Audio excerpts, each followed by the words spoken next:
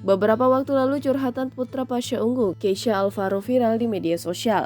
Melansir lewat tayangan Alvin and Love yang dikutip dari YouTube Cumi Cumi pada Jumat 4 November 2022, Keisha Alvaro menceritakan masa lalunya.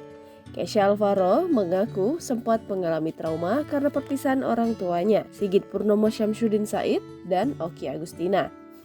Apalagi ketika itu usia Keisha Alvaro masih 5 tahun. Imbasnya, ia sampai pernah mengalami perundungan karena perceraian orang tuanya. Diketahui, Keisha saat itu memilih untuk tinggal bersama sang mama. Lantaran Keisha tak mau bertemu ayahnya yang ketika itu memilih menikah lagi dengan Adelia Wilhelmina. Tak berhenti di situ, Keisha juga menceritakan permasalahan hidupnya. Sang mama sempat tak memiliki pekerjaan hingga membuat Keisha harus bekerja di usia yang masih muda.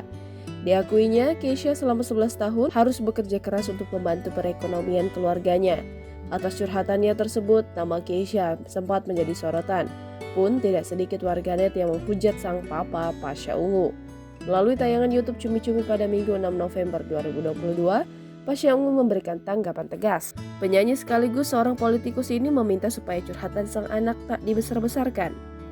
Baginya, tak masalah jika sang anak sudah memiliki rezekinya sendiri dan harus bekerja di usia muda. Emang salah kalau anak punya rezeki sendiri, kenapa?